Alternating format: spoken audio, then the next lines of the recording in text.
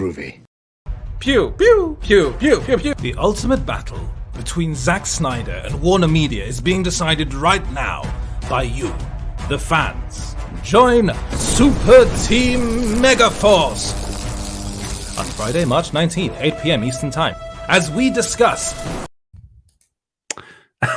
So, hello and welcome back to Small Screen Stories. I wasn't expecting it then, but my producer James really likes to keep me on my toes, which is also why I love doing this show. I'd like to say hello to everyone in the chat. I hope you guys are all doing well. I will go through your comments in a bit, but I will say before I get started, if you could follow us on Small Screen Co, that'd be wonderful. That's on Facebook, Twitter, and Instagram. If you can also listen to this later on as a podcast, which is would really help me out, that's at Small Screen Stories. You can find that wherever you get your podcasts.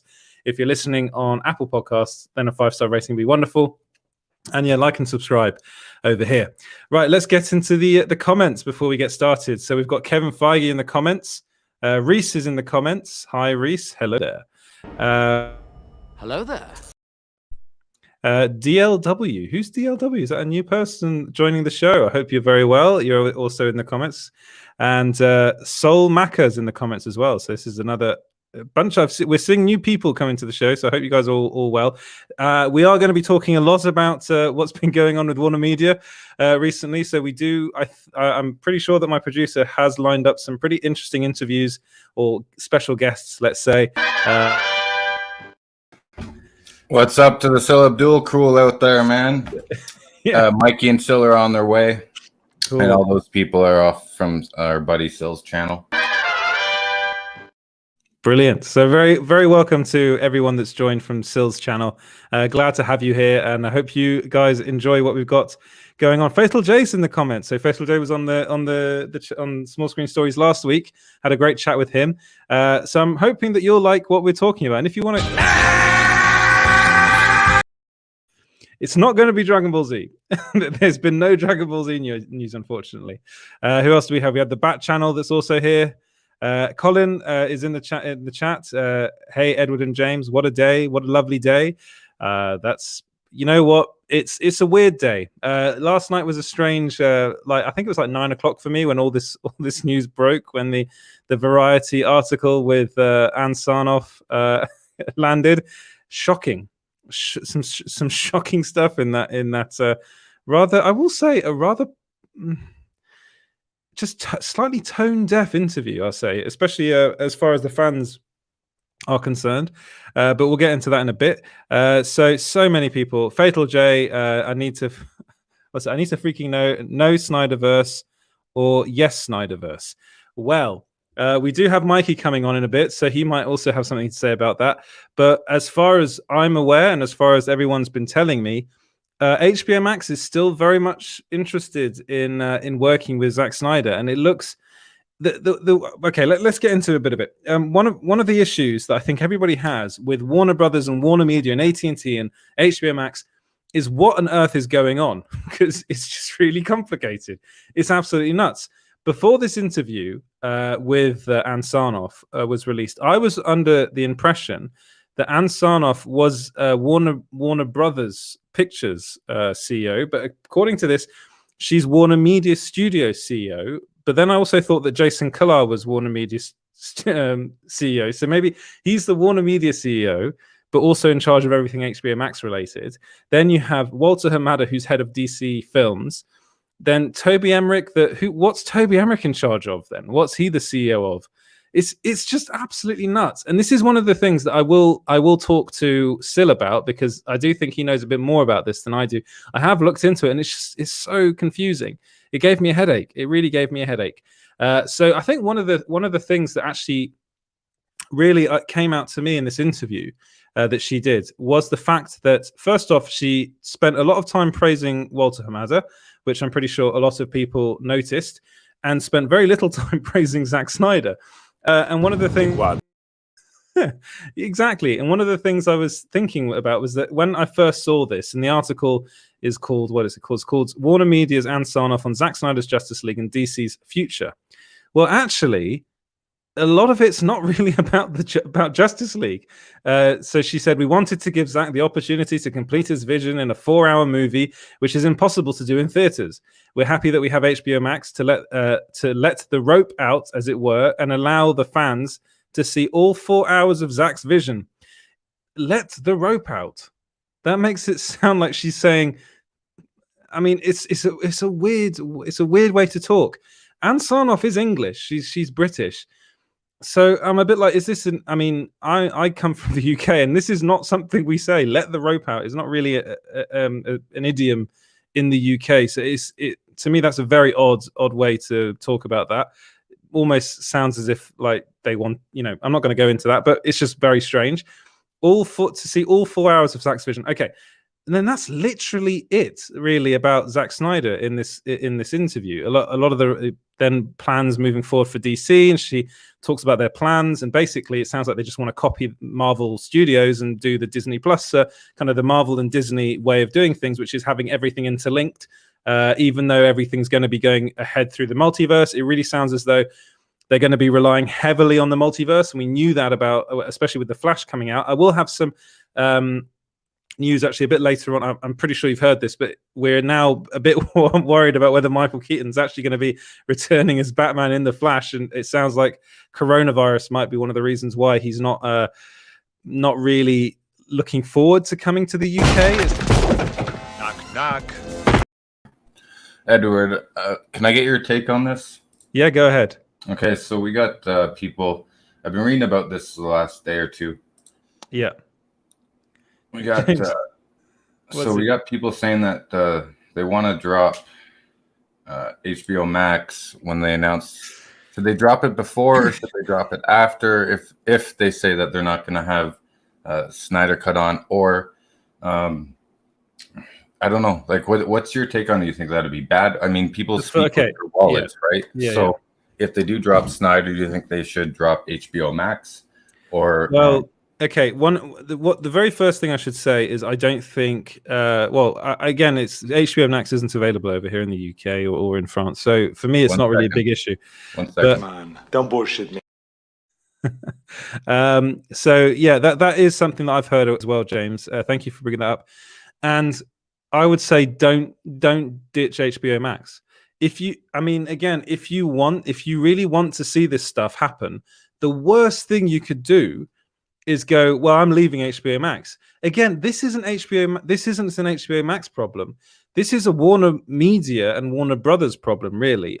As far as I'm aware, they're literally at loggerheads within the studio, and this is now it's been going on for quite some time, and WarnerMedia kind of wants to have its cake and eat it. They want to be like, yeah, we're the ones that greenlit this. It was all us. In this interview, she says that they greenlit it. It was her, Walter Hamada, and Toby Emmerich that was sat around a table with Zack Snyder and greenlit the project, the Justice League. Super Team Megaforce. Whoa. He does that all the time. I'm mid-flow, and then he just brings... roll. Yeah, I mean, but what I was saying. Hi, Sil. How are you doing? What's up? Don't mind me. Just go. But yeah. But he's gone now. All right, that's a brief cameo, but he will be returning. But anyway, and now he's back again. I'm so confused. This is the problem. That people come over from your show and they're probably like, "What on earth is this? Like, this is just nuts. This is madness." There's an Englishman already trying to talk, trying to be kind of all, I don't know, intellectual about everything, and then there's a mad Canadian producer in the background just putting up stupid clips. That's diversity for you. Yeah, that's what we love it. But how are you doing, sir? How are you doing? I'm doing good. Now, I'm waiting for you to continue. Really, I was liking what you were saying. So. Well, okay, so you probably agree with me on this. I don't know, but I think the worst thing to do right now is to cancel your HBO Max subscription, because again, HBO Max isn't the problem. They're not the ones. Again, and Ann Sarnoff makes this very clear in her interview. She's like, they're basically different. They are different departments, and she referred to them as silos. And she was like, we're bringing the silos closer together. Okay, but they're still silos, and there's still very much Jason Kilar on one side going, I think we need to do this. I think we need to get more of Snyder's stuff out there. We need to get the Ayer cut out there, which was another thing that she said, that no, the Ayer cut's not coming, which is literally the stupidest decision you could take. Oh my God. Because and not only that, she pardon my French, she shits all over the DC fandom. She shits all over them. You know, and well, I'm like, they planned for Variety to ask that question, don't you think, Edward? To even I think that's an if before this, you know, I come from I know how this kind of stuff works because I had to do it. Before, the questions would have been vetted beforehand. She would have written these responses. That this wasn't a sit-down interview. This was literally her writing them. So she would have had her lawyers look at this, her PR people look at this, and then they agreed to this. And this is the thing that really boggles the mind, because you're like, okay, the Snyder Cut's literally just come out and it's doing so well that HBO Max is crashing. You said it's yourself, it's crashing for you constantly. Yep. And that wasn't happening before the Snyder Cut was released. Exactly. So let's put 2 and 2 together. We come up with 4, which is the Justice League's been doing very well. Traffic, slide traffic. I have seen a lot of people say, you know, if this really did as well as people are saying, then they would have shouted about it from the rooftops and been like they did with Coming to America 2, and Amazon saying, oh, we're greenlighting a 3rd film now. It's done brilliantly. We're going to do Ace Ventura 3 as well, which is something that apparently they're doing now. And like coming out with all this nonsense. Yeah, it did really well. Coming to America did really well for Amazon. Paramount is kicking themselves too. Yeah, they are kicking themselves. They sold that. That film did really well, but also Amazon as a studio is cohesive. They work together, and I really feel like Warner Brothers is just, there are different entities pulling themselves apart. They're literally pulling themselves apart from internally. Like, it's just crazy. You have Ann Sarnoff that was brought in, and I think Reese. She's new. She brought in 2019 to steady everything, and I cannot believe for a second that anyone would read all this and be like, yeah, we're okay releasing this. It was always going to piss everybody off. Yep. And then like people are saying, oh, she's like dropping bombs here, there, you know, being like, this is basically just saying Zack's over, you know, and all this. And it's the most tone deaf interview I've ever read. It's even if like Warner Brothers and Warner Media are like, you know what, let's move away from Zack Snyder. You don't do it a couple days after the film's been released, and especially if it's doing really well, which is they're not releasing any numbers. They're not releasing any numbers, and the reason is because I think, honestly, Warner Brothers doesn't want people to know the numbers, because I think they're probably better than they're letting on. Honestly, I don't know anybody that hasn't sat down to watch this movie, and this is not even in like my geek circles. This is people that don't really like comic books sat down to watch a 4-hour movie. There's going to be numbers coming out though, like independent, of HBO Max, and they already have been. Yeah, a little plug for myself. Tomorrow I will be talking with someone that has some independent analytics of Zack Snyder Justice League. Stay tuned, Subdoing, but.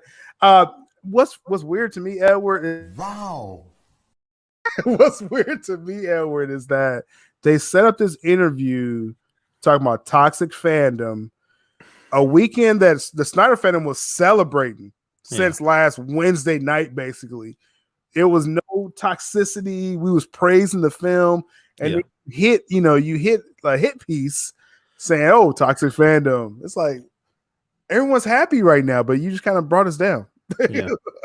Like she really does. Like for me, I think it's a hit piece not only on Zack Snyder but also Ray Fisher. There's basically going against him in this, saying that there's no NDA against him, not that I know of, is what she said.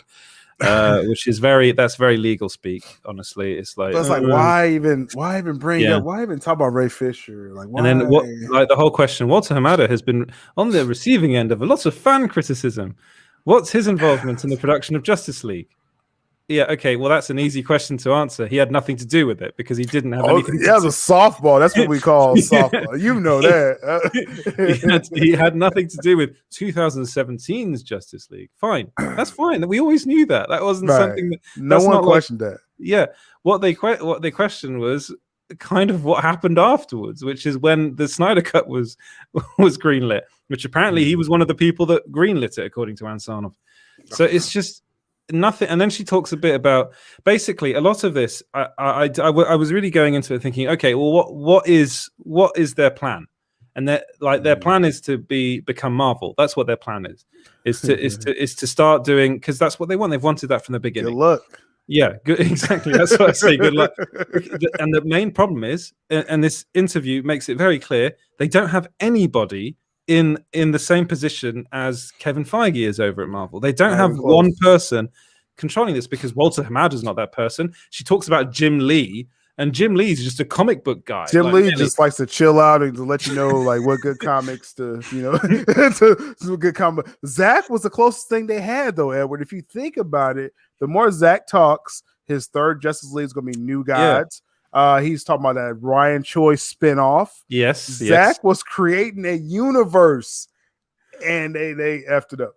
Yeah, they really did. Like honestly, I think this film shows like it's the highest. It's the critically, it's the best film forever for Zack Snyder in the DCU. Yeah. And I want to say hi to Axel. he's a good friend of mine, and this is the first time I think he's commented. So hi Axel. Let me know if you watched Justice League, Axel. What you thought of it? Let me know in the comments. So this film did critically really well for Warner Brothers and for Snyder, and that was one of the big things at Warner Brothers that pissed them off, was the fact that BVS and Man of Steel didn't do very well critically. They did pretty well at the box office. I know Batman versus Superman probably should have done better, right? But a lot of that was because Axel did.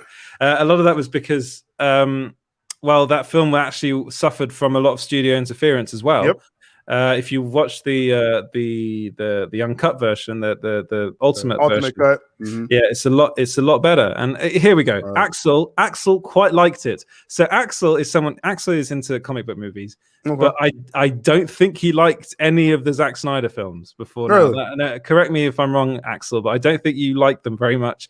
But yeah, that's what I've heard. I've heard a lot of people come out and say it was really fun. It's like a 4-hour way to out that guy in this group, man.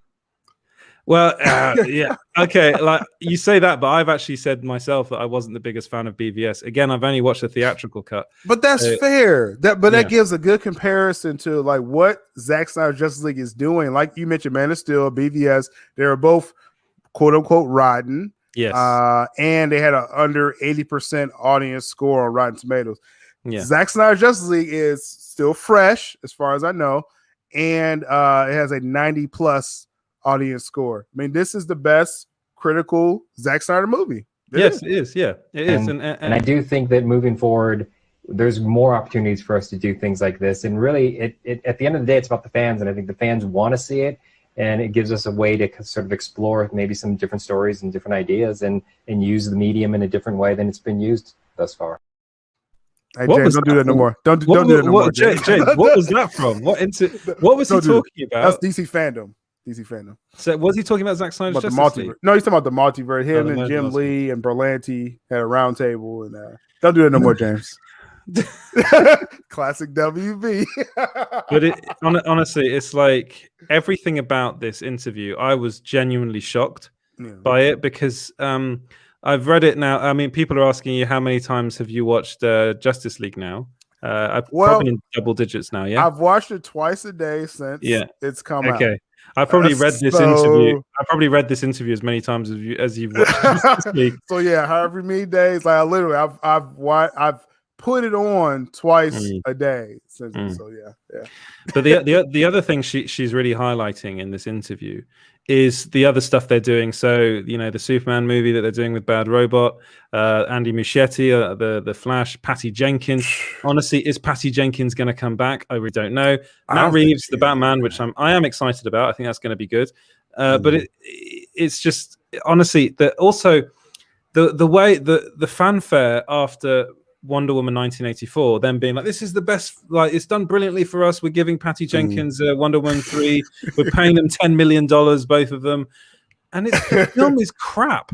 It's like, come on, guys. Have you watched the film? It's like, it's nowhere near as good as it's not on this level of the Snyder Cut, yeah. And if they're honest with themselves, I mean, that's the thing. That was the litmus test, Edward. I was like, I'm gonna give them a couple of days, like they did Wonder Woman 84. They fawned over it and greenlit it immediately. I was like, I'm giving y'all 2 days. Instead, they come out with a hit piece with the Snyder Cut. Classic WB. And then there's this bit. The campaign for #Release the Snyder Cut has moved into a new phase. It's now #Restore the SnyderVerse. What's your reaction to this new campaign? Okay, here it's like, a little bit of, you could go, you know what, Zack Snyder's done some great work. He's done brilliant work for us. We really appreciate. Okay, so she says, I appreciate that they love Zack's work, and we are very thankful for his many contributions to DC. They love it. We're just so happy that he could bring his cut of the Justice League to life, because it wasn't in the plan until about a year ago, which is apparently true. With that comes the completion of his trilogy. Okay, it was never meant to. It was meant to be more, but never mind. We're very happy that we've done this. But we're very excited about the plans we have for all the multi-dimensional DC characters that are being developed right now. So basically, we're going on to new things, and it's like it's a slap. She sounds like an idiot. It is a slap in the face to Zack, isn't it? It's like he's gone through so much to get this done. He's dealt with their shit. Excuse the language again. This is an accomplishment. Yeah, it really is. Like, and she doesn't say anything about it. And it's just, why make it? Why do this now? That's what I say. Why piss people off so much? And it's like this is the bit that really got me. There's also been a toxic side of the fandom with reports that critics and some of your executives have received threats for not endorsing the Snyder Cut or being perceived as standing in the way of its release. What are your reactions to this behavior? We're not tolerating any of that. Okay, all right, Anne, fine, yes, and I think both of us will admit that there is a minority of people in the fandom that are toxic. But then again, any fandom like I'm a massive Star Wars fan, and I know there's a horrible side to Star Wars fandom. There's a horrible side to Marvel fandom. Hello there. And then we're not tolerating it. That behavior is reprehensible no matter what franchise you're talking about or what business you're talking about. Okay, all right. Let's state the obvious. Right. It's completely unacceptable. Softball. Okay, I'm very disappointed in the fans that have chosen to go to that negative place with regards to DC, with regards to some of our executives. It's just disappointing because we want this to be a safe place to be. We want DC to be a fandom that feels safe and inclusive. We want people to be able to speak up for things they love. We don't want it to be a culture of canceling things that any small faction isn't happy with. We're not about that. We're about positivity and celebration. That was a shot. It's like, all right, what are you talking about? I will admit, like, I think we've just said it. There is a toxic area to this fandom, to this DC fandom. There are people in the fandom that are nasty, but the majority of people, I mean, that I've come to know and that I see online are just literally just happy, and all they wanted to do was see Zack Snyder's. They just want to see the Snyder Cut. It wasn't even about attacking. Like, once the Snyder Cut was coming out, the majority of the fandom was just in celebration mode. Yeah, since its release. And this is just a gut punch. You're late. Traffic. And Mikey's in the show. How are you doing, Mikey? I'm doing good. Just had my lunch. I had a Hamada burger for lunch. And, I'm about to grab my lunch. I'm still here, but I'm grabbing my lunch too. Okay. What did you make of this interview, this Ann Sarnoff interview? Well, first of all, I had no idea who she was. I was like, who is this? Like, man, I cover the Snyder Cut like almost every day, and I had no idea who she was. Honestly, I was like, why are they talking to her? And I saw her title, like, okay, that makes sense, but why not talk to Jason Kilar? I mean, of course, he's been quite quiet, hasn't he, Jason? He has been. Yeah. And as I was reading the article, I was like, this is so subjective. More than that, it reads like propaganda. And I was like, how can Variety publish this? I guess I was astounded and how slanted it was. It's very, very slanted. It's there we go. That's it, I think it's this. A lot of these quotes is just like, I genuinely cannot believe. Yeah, the David Ayer one. That was shocking. Yeah, but it really doesn't make any sense to me that she'd say this, because first off, like the Ayer cut's a bit of a difficult one, because it's like, of course they won't want to admit that an Ayer cut, there's a possibility of the Ayer cut coming to HBO Max, because they want all focus to be on James Gunn's Suicide Squad. Then again, I think one of the things about this that really I think people should really take into account is how Warner Brothers, WarnerMedia, AT&T, the whole lot of them have treated filmmakers like rubbish, like absolute garbage over the last couple of months. It looks like Christopher Nolan's never going to work with them again, which is a massive hit for them. Denis Villeneuve won't work for them again, I'm pretty sure, unless they offer him a lot of money. And he was going to do Dune Part 2, and it looks like that's now not going to happen. And it's and not only that, like their investors, is it? It's not Lionsgate. Who are the ones that bankrolled Dune? I can't remember. It was Legendary. There we go. Legendary took them to court, and then they settled outside of court because they didn't want to get. They were like, okay, all right, guys. So basically, everyone at the moment is angry at Warner Brothers. They're literally turning into. They went from one of the most interesting studios, greenlighting the most interesting projects, and doing things that are a bit outside the box. They did the Joker movie. They agreed to doing Zack Snyder's take on the DCU, and then they panic, and then they make terrible decisions. And they have people. They have people in high-ranking people over at Warner Brothers do not have a clue. That's what I think. They do not have a clue. You'd never ever see this come out Marvel or Disney or even Paramount. Like I know MGM. Right? It's like, it's been terrible. And when I was reading the interview, it just got worse and worse. And I was like, is this a variety, or is this some kind of press release? Because it reads like a press release. It is a press release, because this would have gone through so many people before it came out. Again, I've had to do these pieces with the companies all the time. Oh yeah, same here. And it's like it's been promotional, and I know that. It takes months to get this stuff agreed to by all the lawyers, and honestly, it's a horrible process doing these sorts of interviews. And I actually kind of do feel sorry for the guy that had to do it. I know. Brent Lang, his name is, because I think he's got a lot of crap about it as well. And this isn't honestly, it's not the journalist's fault, to be honest. I know Sil, before you were saying they were kind of easy softball questions, but to be honest, that he did go to those places. They did talk about the toxic fandom. They did talk about the investigation into Warner Brothers. And then he does give Anne quite a lot of easy questions. About Latino superhero movies coming, and and Sasha Calla being the first. Again, Latinx is something that I'm a bit. Well, I call those. Where do you think of your husband questions? Exactly. They're gonna he's terrible in bed. He's not gonna say that. He's not gonna say that. But again, what I was saying before is the fact that honestly, Zack Snyder's Justice League it's been very popular with not just the fandom. Like as I was highlighting him before, I know, but actually, apparently, my friend Axel, he's in the chat, so I just wanted to highlight. He did like BVS Ultimate Edition. I'm pretty sure he didn't like the theatrical version. I'm probably right there, but the warehouse fight scene is great. But then he goes on to say about how he loved Steppenwolf in Zack Snyder's Justice League and thought Cyborg's backstory much needed depth to that character, and he's completely right.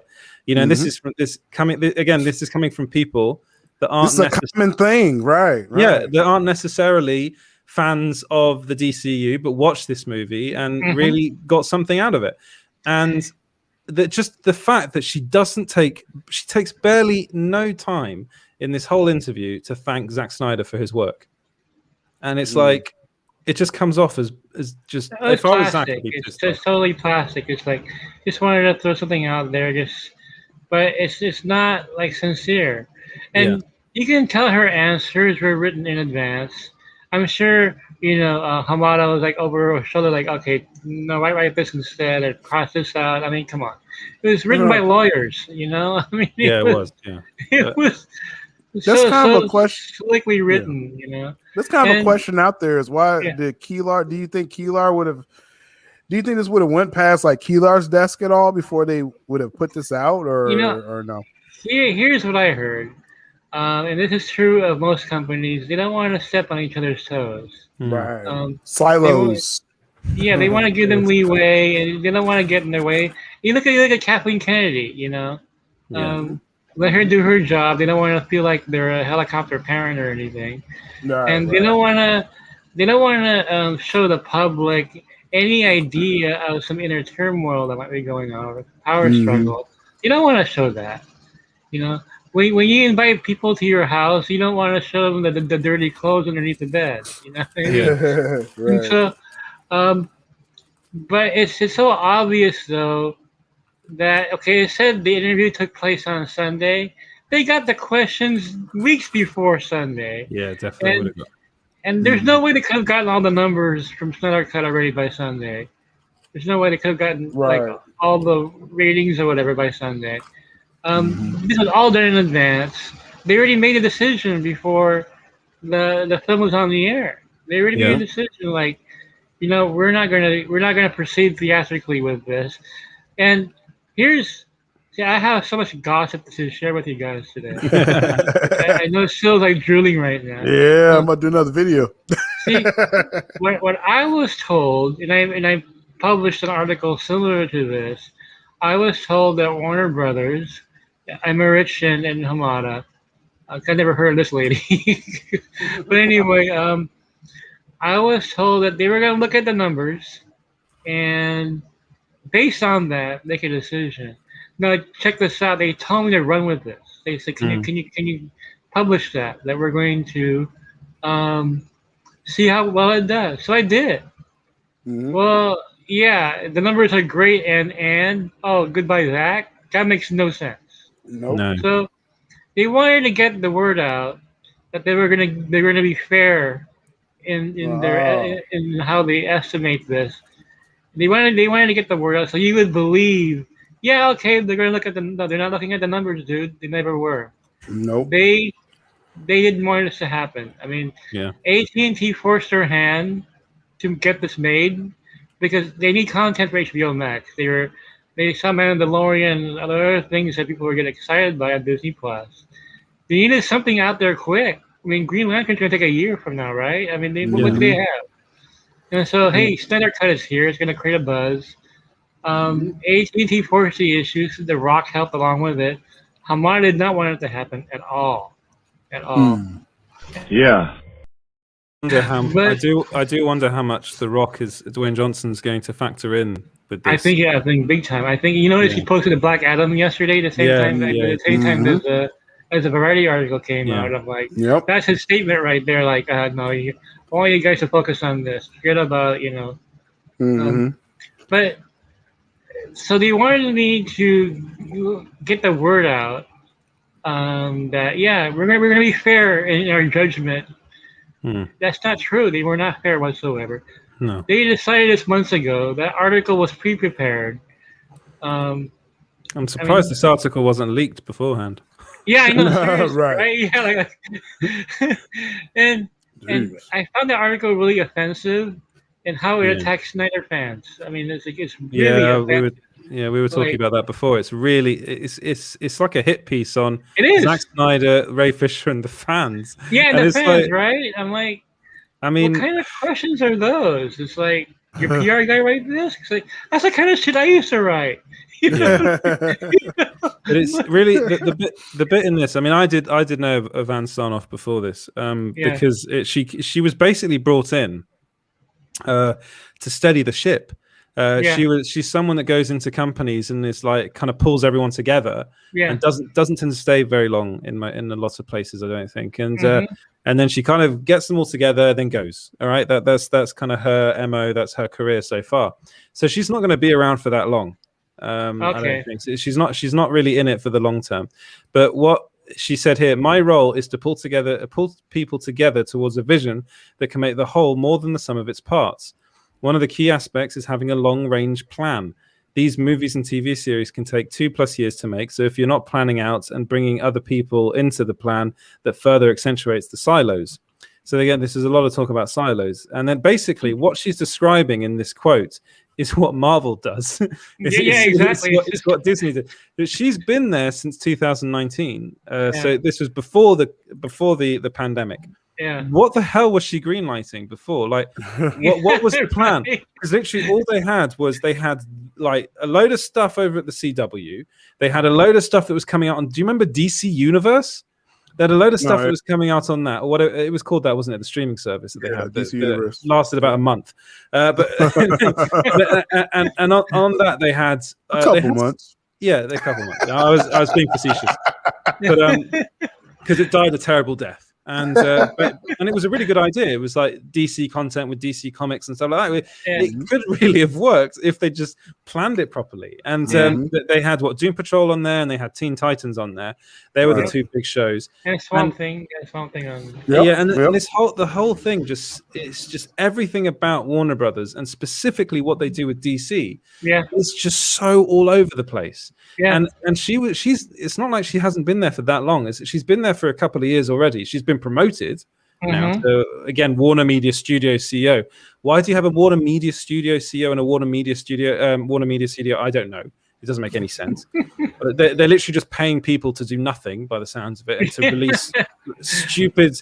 Really, I'm not one of those people that was like, I get when the SnyderVerse was announced, the Snyder Cut, I was like, that's great, that's really good, but I wasn't one of the people that was like, going hashtag, release the Snyder Cut, because to me, I was like, I don't think it's ever going to happen. So what's the point? And then it happened because people really got into it, and there's been no celebration of anything, of Zack Snyder, of the fans that did hard work, of the fans that got all this money towards really, really good causes, and working with Deborah Snyder and Zack Snyder to get that all out there. There's none of that. There's no mention of Deborah Snyder in this interview. She's a big producer on this. There's no mention of the Snyder's production company, which did most of the work on this, if not all the work on it. So it's this interview, and this is coming from someone that's like, I've always been a Star Wars and Marvel guy. I'm going to be honest with you. This stinks. This interview stinks. Well, it's a very patronizing article. It's so patronizing. That's the right word. Yeah, like, hey, we threw Zack a bone. He's gone now. I mean, that's exactly what she's saying. We just threw him a bone. Like, come on, little boy, run off now. You polish your shoes. I mean, I'm not even sure. Like, again, as we were talking about before, like about how they've really pissed off filmmakers. Yeah, like that. She talked a bit about Peacemaker and the Suicide Squad. I don't think James Gunn is going to work with them again. Like, I think he's gonna go back off and do Guardians of the Galaxy Volume 3, and then he's just going to do his own stuff. Really, I'm pretty sure he's not going to work with them again, because it's like they've come off as being so two-faced. With no comprehension of what to do. Like the smartest move, the two smartest moves they ever did was to greenlight the Snyder Cut and to get James Gunn to direct the Suicide Squad. They were the two smartest moves they ever made. And also easiest decisions ever. Yeah, easiest decisions ever. Also greenlighting Todd Phillips' Joker, and they didn't want that film made. Again, that's another film that they didn't really believe in. No, they're like, we can't do this. And honestly, all of a sudden it makes $1 billion. They take all the credit for it. Yeah, and now what they're doing is they're bringing in Jar Jar Abrams to to steady the ship. It's like, honestly, you couldn't write this. You really couldn't write this. It's like. I'm going off on one again, but it just annoys me. It annoys me so much. It annoys me too, and like groping in the dark. I mean, they have no idea what the future really is. Even now, it's like, okay, if you're going to map out the future, none of the films are connected to each other. So what exactly are you mapping out? Yeah. But I was telling Syllabus earlier. Basically, it's a Hamadaverse is what they're doing, and Hamadaverse. The Hamadaverse. Yeah, and it's nightmare scenario. And I do think that moving forward, Oh my God. Almost But, punched my computer. So one of the questions I always get, like, man, boy, did I get it the past couple of days. If Warner really wants to make money, why are they not pursuing Zack full time right now? Like, Zack, do this for us. And when I found out that Hamada, Emmerich, those guys, those top dudes, they feel that the projects they greenlight are going to make that money anyway. And they're so arrogant, they think Zatanna is going to make $1 billion. I'm not joking here. They think Zatanna will make $1 billion. Okay, can you explain to me what this is? What the, because I've only just saw that. So they have greenlit as Zatanna. Is it a movie or a series? It's a film. I believe it's a film, and it is a film. Yeah, as far as I'm told, it's a film. Okay. And they wanted to do more because Hamada likes horror, and apparently he doesn't really care for the superhero stuff. He really does. But he's the head of the superhero division. He's the right guy to be the head of DC Films. Boy, take the money and run, guy. The thing is that, I mean, to be honest, to be completely frank with Hamada, a lot of people go on about that cul-de-sac quote. He didn't actually say that.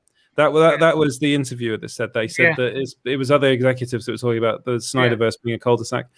And actually, Hamada hasn't actually said much in this whole thing. It's been people like Sarnoff that have been talking their mouths off, really. Sarnoff won't stop talking. She did an interview. Well, I'm pretty sure he had her speak for him. Well, this is the thing. This is what people are assuming.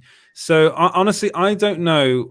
Jason Killar's been like the most vocal, and really, but now he's suspiciously quiet. Yeah. So again, this is what I'm saying. I do think this is. I think this might be a bit of a power play on Sarnoff's behalf. I think because she's been promoted now. So this is basically her saying, "I'm in charge." And I did think that when I read it, I was like, this sounds to me like it's a power play. It's a bit of a Game of Thrones type situation within Warner Brothers at the moment, which is quite ironic. Yeah. And I think people are playing for that throne. They want, and Toby Emmerich I don't even know what is his official role. Toby Emmerich. So Warner Brothers Pictures chairman, right? I think he's over. All Warner Brothers Pictures. So he's the chairman, is he? Or is he? Or the Warner Brothers Pictures. But Killar is over both of them. But this is what I'm saying. Okay, imagine you're trying to organize an interview with the head of the person that is in charge of all this. If you go over to Marvel, you know it's Kevin Feige. You're like, I'm going to talk to Kevin Feige. If you go over to bloody Warner Brothers, you're like, who am I talking to? Is it Walter Hamada? Is it Ann Sarnoff? Is it Jason Killar? Is I want to ask you a bunch of questions. I want to have them answered immediately. Exactly. I'd go over there like Arnie and be like, who is in charge of this operation? It's terrible. They have the worst PR people I've ever seen because, oh man, I mean, after all the controversies, what do? You call their fans toxic? I mean, that's the worst thing you can do. Put a fire on the gasoline. You know what I mean? You just light it up, make it worse. I mean, you insult all the fans, like I put them all in one single category and light them up. Yeah, that's the worst thing you can do. It's complete. We're gonna take your SnyderVerse away from you and fuck you. Pretty much. There is an element. There really is an element of that, and then it's like, and if Hamada, someone actually said this in the comments, and I do agree with this. If Hamada really likes horror so much, then he should be building the Justice League Dark to fight Trigon. But let's make a good Hamada-verse. But that's the thing. It's like, honestly, there are so many avenues they could go down, and they could incorporate Zack Snyder into that. Like, I mean, I get it if they really don't like his style, his kind of his vision, then fine. But why then in that case, why get the Snyder Cut released in the first place? Why do that if you really didn't like what he was doing? Because these people were, Toby Emmerich was around when Justice League was being made and when Batman vs Superman was being made. You know, so if they really didn't like it, and it comes out in this article that they don't like what Snyder's been doing. Like, you can kind of tell, and they've been literally getting it. they've kind of been what's the word, interfering in his stuff from the very beginning, really.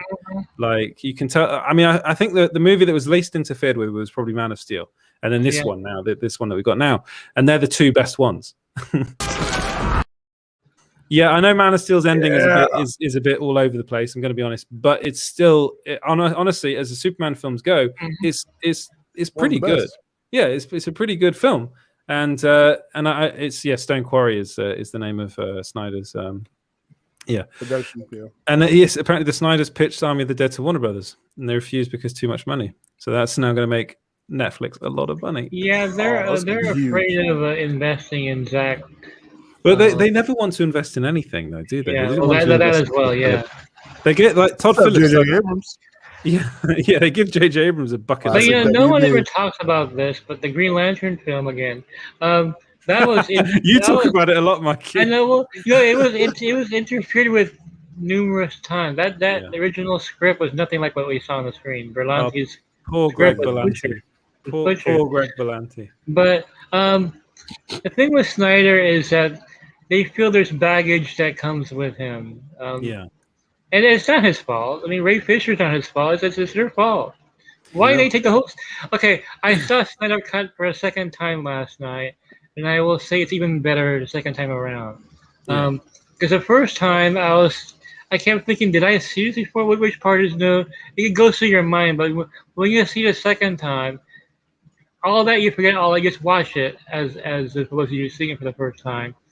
And Cyborg is the heart of that film. Yeah. Why would they take that chunk out? That makes no sense whatsoever. Why would you take that out and let Joss Whedon put in some really inappropriate jokes? Yeah, it makes no sense. It really makes no sense. And they're saying it's not racially motivated. Well, what is it then? You took out like every person of color, like Silas Stone. His story was slaughtered. Oh my God, his story was a big part of that film. Ryan Choi was awesome in the little bits he even had. Yeah. I thought that was awesome, and they took it. They took out Iris West completely, and Iris completely. I wanted to see more of her. Like, man, where did she go?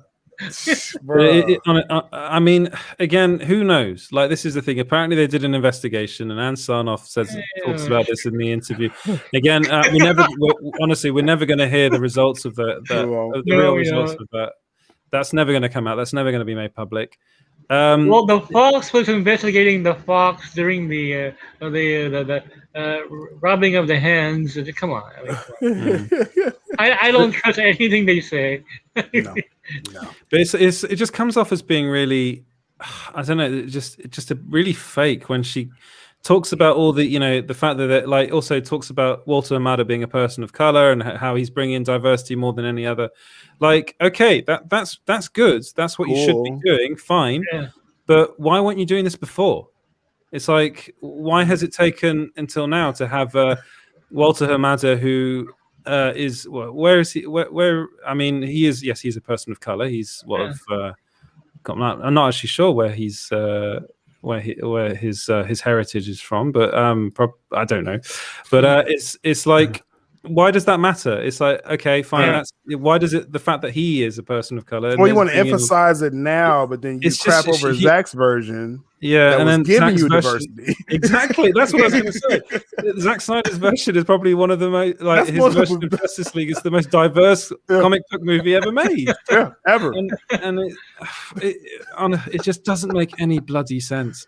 They are so. I mean, yes, and they go on. The cut includes Ray Fisher's entire story as Cyborg. You cut it out. You cut it out.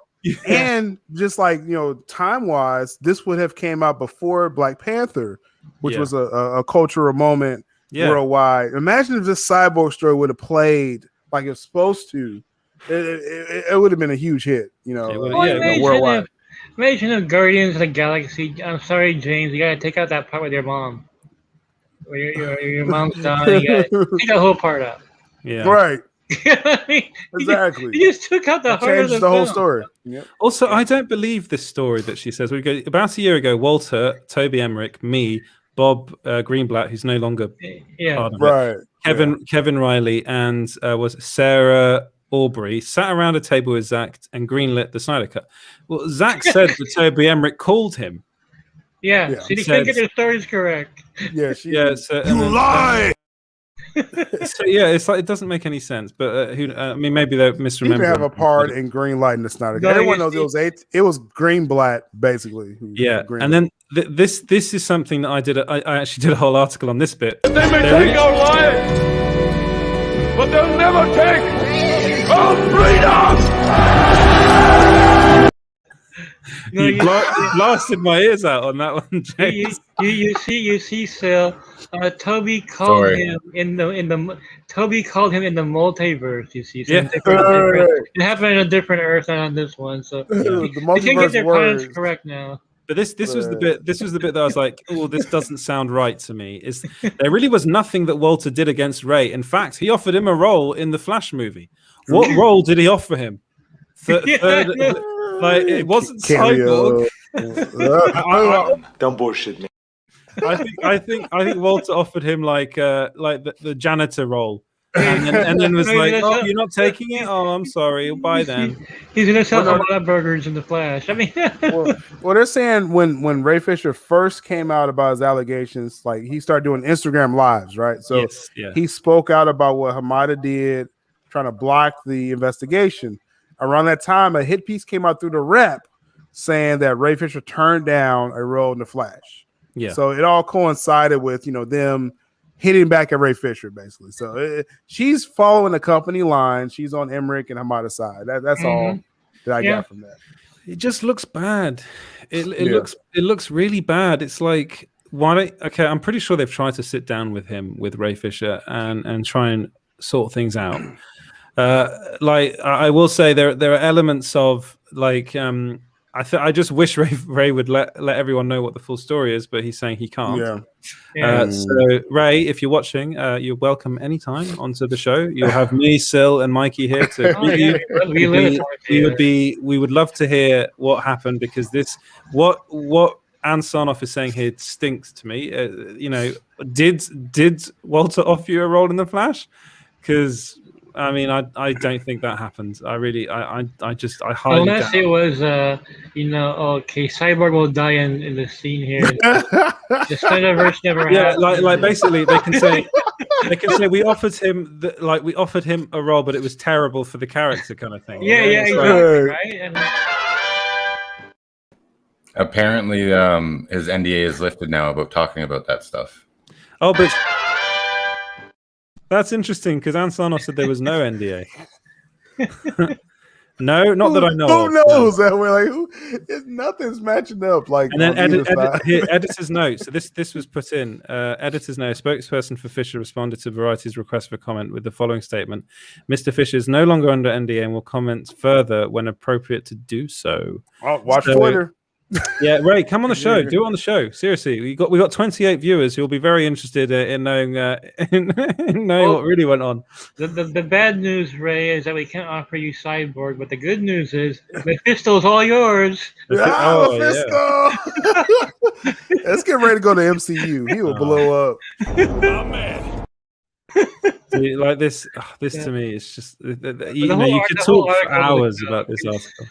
The whole article is a joke, and I was just I can't believe Variety would publish this. I mean, I had such respect for them before. I could believe it. Though. I guess the ad revenue is kind of dried up for them. Like come on, how much did WarnerMedia pay for this? Because I know. I don't want to accuse Paola about Paola.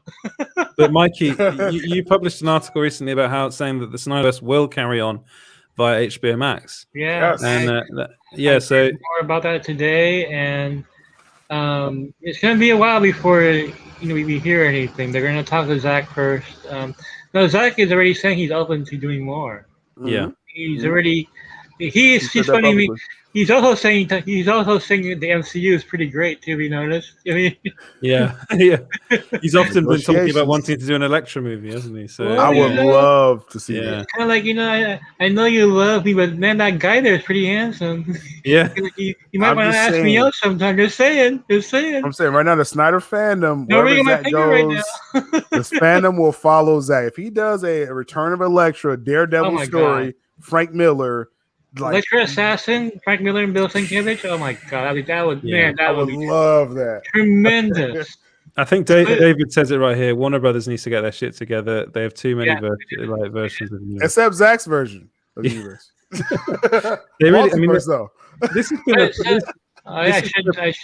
let's take Friday on Super Team Megaforce. I'm going to drop a nuclear bomb. I'm just saying that right now. Oh yeah. Well, and still won't like it. He won't like. I'm telling you right now. You won't Super Team Megaforce. But it's bad. No man, it stinks. I mean, just like. Can you give us a tease? What's the first sentence? I'll give you a hint. I'm not really joking about the SnyderVerse, and I'm gonna delve into. Oh my god! Delve into exactly what I've been hearing, and it's bad. Okay, guys, it's really bad. So shut up! Thank God. That's enough, Mike. That's all I'm gonna say. SnyderVerse. Oh man. All I'm gonna say. But thank God we have HBO Max, and I've been hearing it today. I made some calls this morning, and HBO Max really wants more of Zack. Well, you know who else? We'll take that. You know who else wants more of Zack? And this is actually now a small screen exclusive. Of course. Zack Snyder's Army of the Dead 2 is already in the works. Apparently, is what I was told. So this is this is something that I've been working on for some time now about Army of the Dead specifically. So one of this is actually someone that I was working with back in my Express days. So it's I'm not going to say who they are, of course not, but they came to me and said, no, it really is happening. So Netflix is expecting Army of the Dead to do huge numbers. There are many reasons for this. The positive reactions to the film's promotional material on social media, Snyder's popularity, and the fact that his Justice League cut has been doing very well. People want to see more from Snyder, and Netflix is also very, very happy with how Army of the Dead has turned out. So then again, another source said something pretty similar. So I'm hearing that they're in love with Army of the Dead and want a sequel. They're also really pleased with the prequel animated series he produced for them. They just want to keep on working with him. It's a good working relationship for both parties. So it sounds as like they really liked working together, and they want to work more. And Army of the Dead sequel. Yeah. So again, it could either sequel or prequel, but whichever one, they're going to be working together a lot more in the future. So it's this interview with Ann Sarnoff is bad for Zack because it's basically saying that we don't want to work with him anymore. But there are people out there that definitely do want to work with Zack Snyder. Especially now. I mean, the word's gotten around how big the Snyder Cut was. Yeah. The word's gotten around, and I'm gonna ask you guys this question. Yeah. What happened to Wonder Woman 84? Do you see any social media buzz about? I saw a lot of buzz from Warner Brothers themselves. Exactly. They're the only ones talking about it, right? Yeah. I told Still earlier, and the look on his face was priceless. But I prefers that over the Snyder Cut. Yeah. That's crazy, man. That's crazy. It's crazy. I mean, the way I do think that moving. Oh my god! He needs to come on the show. Well, the way I see it though is that, as we were saying before, there really is a rift within Warner Brothers at the moment. There is. I think HBO Max is the people over there. Jason Kilar is one of them. Is desperate to work with Zack again. Yeah. And it's like, you know, we were told that he was offered an exclusivity deal with them, and that would have been an AT&T decision. Yeah. So I think this is really Ann Sarnoff going against that and desperately trying to, again, it's a power play. It is a power play. It's her being like, I'm in charge. I don't want this to happen. What I want to happen is I want to go down the bad robot route of things. I want the SnyderVerse. SnyderVerse. I want the J.J. Abrams-verse. I'm not sure if this is true or not, because I heard one of the people I talked to this morning told me that she got her job thanks to JJ. Oh, really? Well, I need to work. I can't remember which. Sense. So, could you give him a half a million? Explains a lot there. So. My goodness. Imagine what Zack gets. He has actually the better movie. Is he going to get 500 million? My goodness, man. Crazy. No, okay, I got it wrong. Ann Sarnoff isn't English. She worked for BBC. So okay, she worked at the BBC for years. Yeah. So that's why I was thinking that. So she's the person that promoted shows such as Top Gear, Dancing with the Stars, Sherlock, Orphan Black. Well, she had a successful run with BBC. I mean, I know we're making fun of her now, but like she knows how to run networks. It's just she's kind of on the wrong side of this story. Just really reminds me. When I was a kid, I had a friend. His mother was a total like diet freak and health food freak, and she always tell him, "You can't have that candy bar. You gotta have some broccoli instead." That just reminds me. I know you guys want a Snyder cut, but no, we're gonna give you something else. You know, it makes no sense. You have a hit film. I mean, this is unprecedented to me. Like that, you have this hit film, and you're like, "Nah, we're not gonna do any more." Like the story ended, which it obviously didn't. No, it didn't. Companies would kill for a Snyder cut. Anything on that level on social media would kill for something like that. You were talking about Coming to America, Edward. I'm sure this at least quadrupled. Coming to America, and that was a win for Amazon. Coming to America, I'm sure this did much better. They got it for nothing from Paramount, and then it's done really well. And it seems as though they've done the same with the Ace Ventura franchise. So they've got that as well. So Netflix, Paramount Plus. What the hell are you doing? Paramount Plus. That would have been. It was launch weekend. The Coming to America came out on Amazon, not Paramount Plus. Which is like kick yourself. Yeah. DC Talk with Extended said, I think The Rock wants to work with Zack, and that is something we've heard.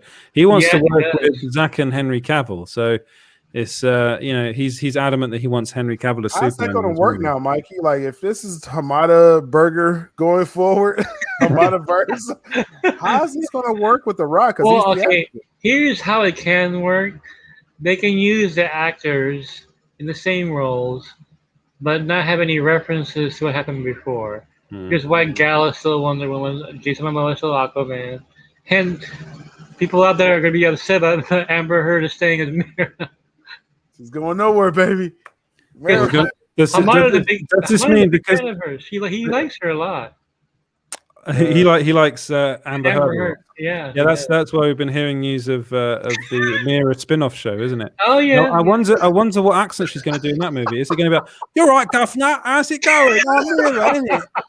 Whoa, Amber, whoa. Where are my buckets of water? I can't do much for that then. I think only me and TiVo like this idea.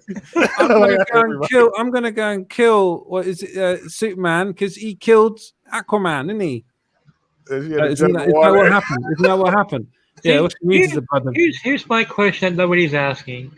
Is it like so insight? I've got this with me, so if she comes here, she's gonna murder me with this. Murder you with that. It's so inside baseball, but okay. For those familiar with the Justice League Dark comic book, it's not a shock, but those who aren't familiar with it, who are familiar with J.J. Abrams and don't like him at all.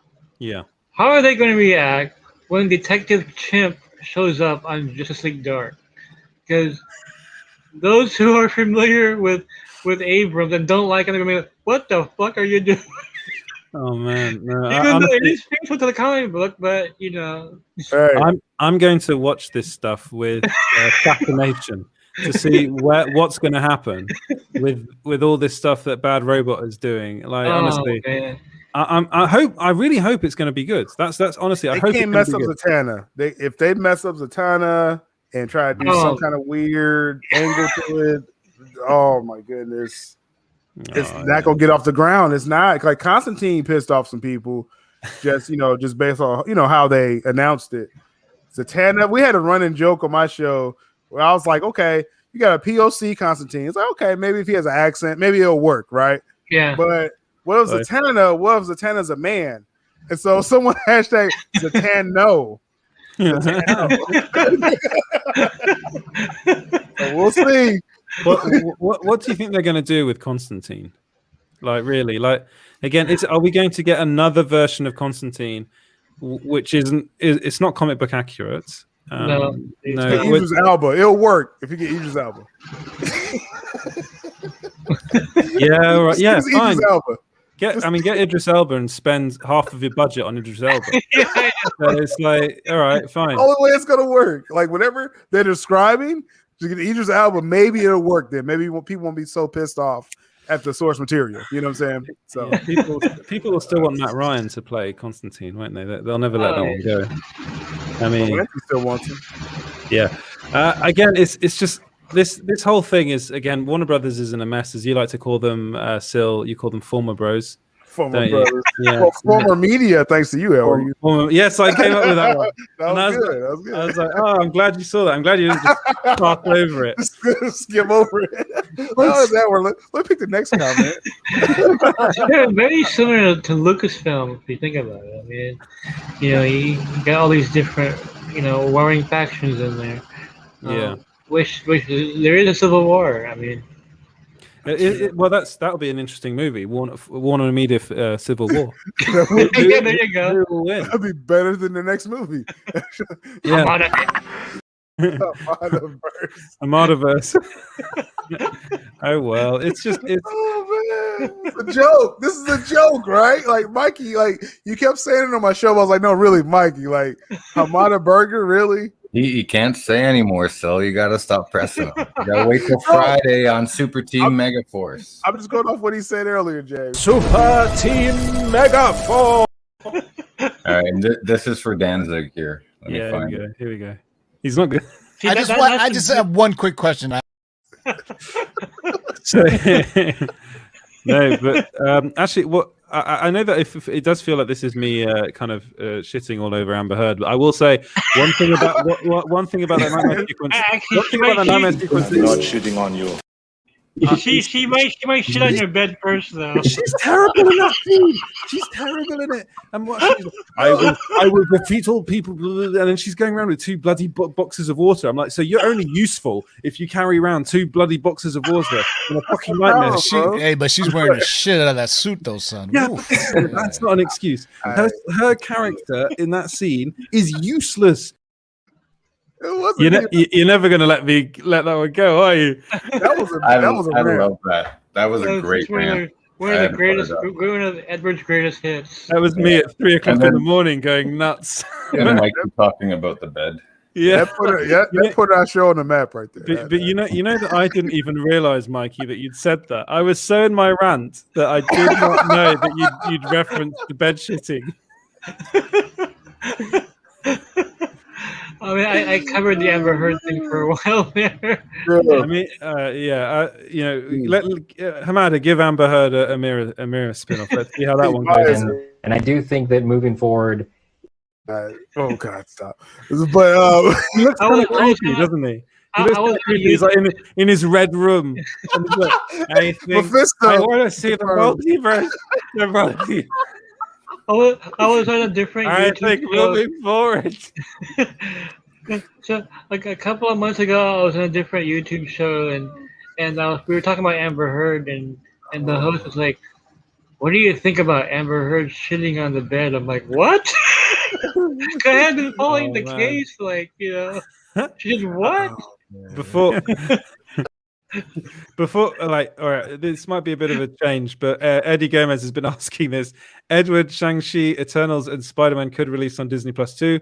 No, they won't. They're releasing those in cinemas, and they've literally just pushed Black Widow back to June, I think now, because in July. No. Yeah, so I just wanted to answer that question for you, Eddie, because you've been asking it so many times. Was it Black Widow? Yeah, and then what would you do without James producing? Well, this show would not exist. So I don't do requests. I actually love the fact that I've just realised this, that the backdrop here it literally just shows Superman and Batman. Shout out producer. So that's how much we love the Snyder Cut, and yeah, I'm trying to hide my Amber Heard poster in the back. That's why I'm not on video. I would like. I know it's a hot top, hot take, but I would love a Mara backstory. I really would. I would take it. Yeah, like let's take it. Yeah, let's see how she got that British accent all of a sudden. Blame Josh Whedon. I don't know. Just blame him for anything. All right. Let's change a bit of pace. Apparently, not really according to you, Mikey, but what you hinted at in one of your articles, which I saw. Again, I'm doing more of Sil's work here. I'm looking in your articles and reading in between the lines. Oh yeah. Right, and get a line from that. Yeah, one of the things you seem to be hinting at was that Christopher Nolan rumored to be in talks to direct the Silver Surfer movie. What's happening, Mikey? I'm waiting for James to mute my mic, and he said, "Right. Shut up. So anyway, I just wanted to bring that one up because that's a little bit of a tiny little scoop. Not really. Nope. I did ask what projects could he possibly do. I went through my list of planned MCU films, and your list, my little secret list, my black book, I call it, and I was like, I kept crossing things up. No, I don't see him for that. Definitely not that. The Silver Surfer just kind of jumped out at me. It's kind of something that would fit his vision. It's kind of intellectual. He'd like the character, wouldn't he? Like he'd really like the character. I think he would. And he'd be perfect for that. So I did ask someone. I said, "Is it possible that the Silver Surfer is one of them?" And he goes, "It's more than possible." That was brought up. Okay. And because your mic hasn't been turned off, Mikey, I'm assuming producer James is okay with you saying that. One of the other things that's been rumored, and again, I will say this does come from 4chan. So anything that comes from 4chan, you should take with a massive pinch of salt, because it's 4chan and one of the worst places on the internet. But apparently, Marvel's looking at Robert Rodriguez to direct Deadpool 3. Now, I don't believe this for a second, but it's just out there. So I would love it. I'm gonna leave it out there. Oh man, come on! I would love it if Robert Rodriguez directed a Deadpool 3 movie. I think it was true, yeah. But apparently, I mean, again, it's kind of hinted at that Sean Levy might be more up for that film, because apparently Ryan Reynolds just loves working with the guy. So that's something that's out there. I'm doing the news, if you can tell, that we've been doing today. And then the other thing that I think is not happening, but a certain article. A certain website is claiming is going to happen that will remain unnamed, is that Tom Welling is reportedly in talks for a CW Smallville revival. The only reason I think that might happen is because the CW has nothing else, and it's like, guys, let's bring back Smallville. Of all people, Tom Welling, he's the least likely person to come back to do anything. Yeah. So it was amazing. He was in Crisis. It was a miracle. Yeah, that he had for Crisis. He did a nice little scene in that, didn't he? Where he was cutting wood or something, and everyone was like, he's put on a bit of weight." Yeah. But I mean, I would love to see. I loved Smallville growing up. It was one of my favorite shows as a kid, and it doesn't need a revival. It doesn't. What the CW needs is to really look beyond DC properties now and start to plan other stuff, because I think they're going to be losing that all that stuff in it. I mean, it is Warner Brothers, so, but I think all of it's going to be moving over to HBO Max. I'm pretty sure. Yeah, after they messed up Arrow, that was pretty much like the end of CW to me. So, Dean Kane's available. Is really good then. Yeah, and then the other thing that is being we had on small screen was that Loki's tracking to become the MCU's most watched Disney Plus show. So it's thirst. But apparently, producer out of context. Yeah, that was really out of context, man. Fat thirst. Double down. I'm really upset. I missed the beginning of that of Super Team Megaforce, because I was it went great. You were better than me, Sil. So like Phil said, man, we're the duo. Yeah, that was a good start. Actually, I rewatched it. I was like, man, like the comedic timing was great. I am not Edward Lauder was the way you started it, and I was like, that's a good way to start any show.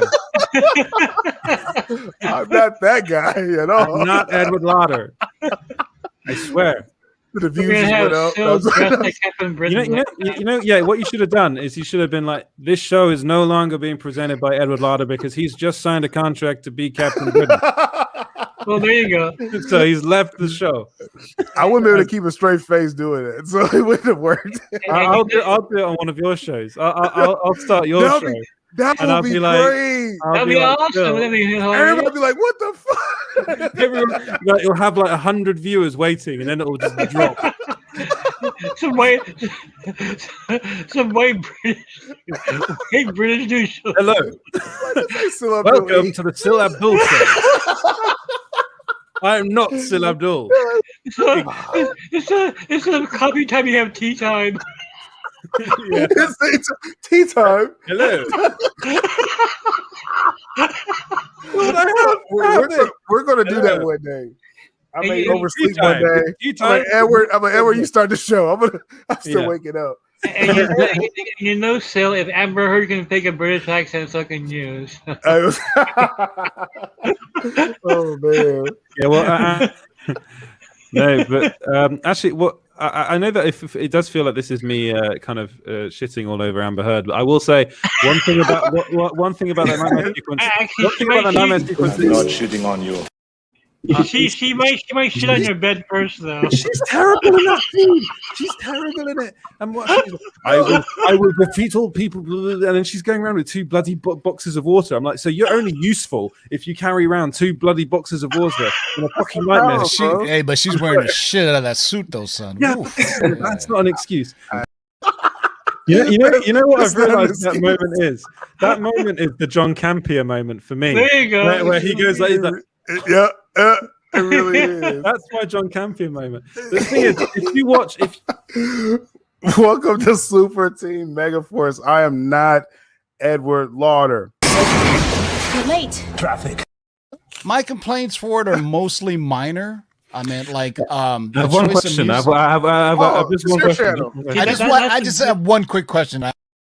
This ain't your show, Edward. Go back to sleep. This is still Abdul Inc. show.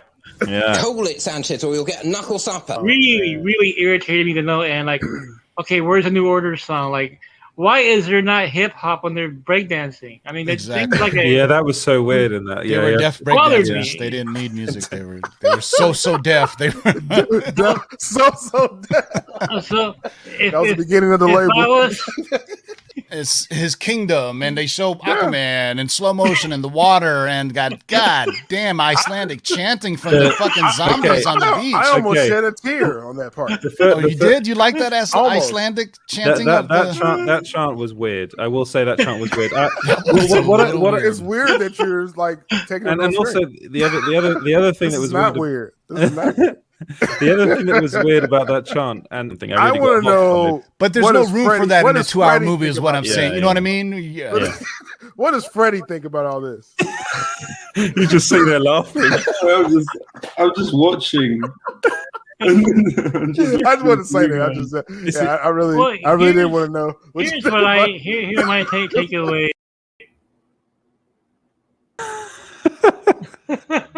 I love the fact that someone bridging the geekdoms podcast. What is happening right now? I don't know. Into the show, being like, "Oh my god, look who's on this show! What is so bloody weird?" And I do think that moving forward, I genuinely think producer James has lost the plot. Bat thirst. It's completely lost the plot. Not Edward Lauder. What I'm gonna do now, because this show's been running on for quite some time, and usually these shows I try to keep them under an hour.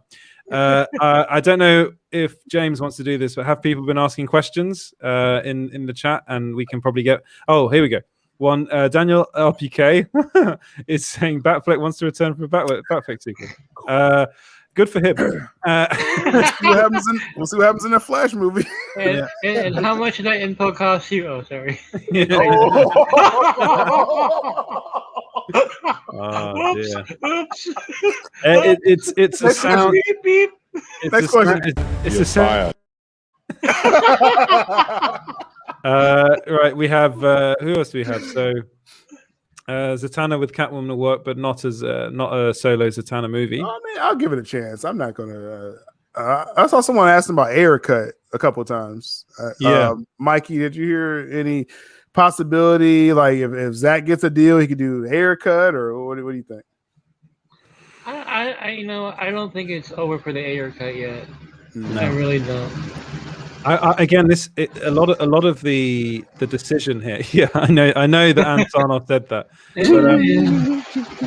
but a lot of what's going on at the moment is very strange at HBO at WarnerMedia, and again, they won't want to announce that the Ayer cut is happening. It was a pretty straightforward question. Yeah, that she was asked, so she would need to give a pretty straightforward answer. She wouldn't be like, we never know, it might happen, it might not. She's got to give a yes or no answer to that. So it was a no, but it doesn't. Again, as we've seen with the Snyder cut, back a year ago, that was never going. That they said that was not on the table. Yeah, so, and then a year later, we have we released the Snyder cut, and now I'm pretty sure a lot of people are going to be hashtagging release the Ayer cut as much as they possibly can. Again, I implore you not to cancel your HBO Max subscription, not because I'm paid by HBO Max, but just because it would be a stupid thing to do. Because if you really want this stuff to happen, HBO Max is where it's going to happen. So stick to HBO Max. Hinted towards that too. Someone, Vero is where we get our Zach news in the fan. And so someone said, "Hey, just watch the crap out of the Snyder cut. Don't cancel HBO Max. That's how we can get more." And then Zach liked their post and said, "Hey, that's right." So there we go. Yeah, the boss wants us to keep fighting. Don't cancel your HBO Max subs. Yeah. It's true. And as we also. Right now. Yeah, as we know, probably about 1 million of those views comes from Sil Abdul. So he's keeping Zack Snyder in business, isn't he? Lots of people saying release the Deathstroke movie. Yeah, why not? Why not? He was the one thing in that. Well, not the one thing, but he was one of the things in the Nightmare sequence I actually quite liked. I like the Nightmare sequence. I like the Joker more and more I watch it. I love the Joker scene. I really love that. Leto I think that's his best Joker moment. Well, he hasn't had much, but right. It's all cut out. But, it's all cut out. Very well done. I think that's all the questions we have. There's a lot of weird stuff going on in the chat, I've got to say. I'm trying to go through the questions, but we'll end it. I don't know who you brought over to the show, Sil, but welcome. I'm not claiming them. I'm waiting for Edward to rap like it was on Sil's show earlier today. Oh man! No, I will cut that off. Sorry. It comes out of nowhere. I tell you, man. Bat thirst. That comes out of nowhere. Fingers crossed for Emily Blunt. I'm sorry to say, Eddie, that's not happening. Emily Blunt is not going to be the Sue Storm. That's a shame. And then, if true, Batfleck wants to return. Is it true that Batfleck wants to return for Batman sequels? I mean, again, it depends who's involved. He did say that he did the Snyder cut so that he kind of did it for his kid, didn't he? He wanted him to play Batman again. So I think if it's the right people involved, you have to remember though that a lot of these producers have kind of burned the actors as well. So like the likes of Ben Affleck, the likes of Henry Cavill, of course Ray Fisher, even like the only ones that they seem to haven't pissed off is Gal Gadot and Ezra Miller, who is give me a $10 million check. I don't think exactly. Yeah, but, Gal Gadot had issues with Joss Whedon and refused to work with him. So there is that. She apparently she said that she dealt with it and she kind of didn't really have much to do with him after that. After he tried to get her to do that odd scene that ended up being, it was a body double that did that scene, wasn't it, with the Flash? My goodness. And then seeing that scene in the Snyder cut, like it was moments in the Snyder cut I was cringing, like, oh, this is a Whedon scene, right? It's like, no, this is Zach. Okay, let me calm down. Yeah. Yeah, it's much better, James. And then you ever realize the more you see something you hate, the more you like it. Not really. Yeah. You got to stop the Dat Boy Steve troll questions, Edward. I like them. They're quite funny. I think they're quite funny. But anyway, what I'm going to do is I think I'm going to end the show there. Thank you so much, guys, for coming Thank you, on. Ed. And hopefully we can do this. Well, I suppose we'll see each other again for some Bombs Friday. Yeah, for Friday. Apparently, you've got a lot of. Boy, that's gonna be fun. I'm gonna be very excited for that. I won't oversleep. I promise.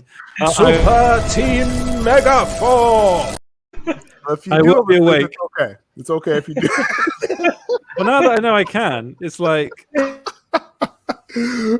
Welcome to Super Team Megaforce. I am not Edward Lauder. So on Friday, I'm gonna shit the bed on Friday with some really crappy news. Oh man! Thank you for ending the show like that, Mikey. Thank you. Not shitting on you. That's gonna be tough. Friday's gonna be tough. I may be late Friday. Well, that's all right as long as I'm around. Wait before I drop it. I can rant about a lot of things for a long time, so don't worry. I can just wait for you guys to turn up. The stream went a bit bonkers. It really did. Super Team Megaforce. It had that vibe. It had that vibe, didn't it? Normally these. I don't know how I'm going to clip this, but that's all you're worried about is clipping it. Is it impromptu? STMF, Super Team Megaforce. It really is. I'm going to have to clip it somehow. And I do think that I'm trying to end the show. I get a little upset every time I see that. Thank you guys for turning up on the show. You can go and follow. Where can you follow each and every one of you? Sil, you first. At Sil Abdul Inc. on Twitter, also silabdul.com on Twitter, or silabdul_com, and then the Incorporating YouTube channels as well. Awesome. And James, where can we find you? 42cutcom, running the socials for Geekosity and a bit on small screen, and geekositymag.com, small-screen.co.uk, and Silabdul Inc., silabdul.com, and that's about it. All that stuff. And Mikey, you're pretty much the same, right? Yeah, geekositymag.com, and coming soon, hamadaburger.com. No, yeah. geekositymag.com. And leaking scoops. Have you started your YouTube channel yet? It's Wednesday. That's Wednesday. Okay, so great. I'm looking forward to that. We're gonna have Pete DeLuca from Pete's Basement on tomorrow, and we're gonna talk Snyder Cut. Awesome. And then release the Megaforce cut. That's what we want. We want to release the just saw it. You just saw the Megaforce cut. Yeah, you really did. You just saw it. Thank you so much, guys, for tuning in. And I'll see you in the next one. I'll see you tomorrow night. Small Screen Co. You can follow us everywhere at Small Screen Co. And go to the website as well and listen to this as a podcast. Small Screen Stories. Like and subscribe. All that stuff. All that rubbish. And Friday, 8 p.m. Eastern. Super Team Megaforce. What are we going to be talking about on Friday? I have no idea. What do you think? We're going to go kaboom, boom on Friday. WarnerMedia. Yeah. We're going to have some Hamada burgers for all of us. We're going to have some Friday. I'm going to rant. I'm going to get shorter and shorter every time for yourself. It makes it worse. Like it stings. Like Look, I'm telling you, I know nothing about Zack Snyder's business dealings with Netflix or HBO Max. So if you can just leave me in peace, go ask Mikey and Edward, okay? I want to watch Green Lantern now. Just leave me alone, okay? Fuck you. That was personal. I've completely lost control of the show.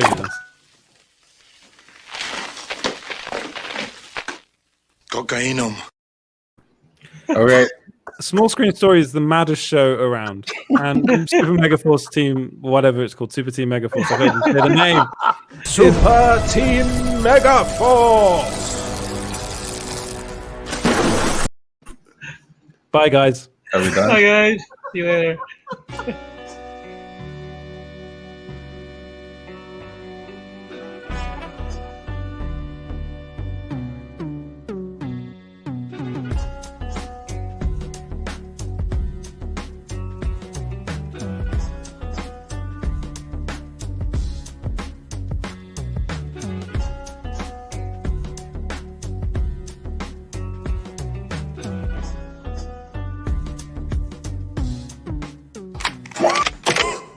groovy.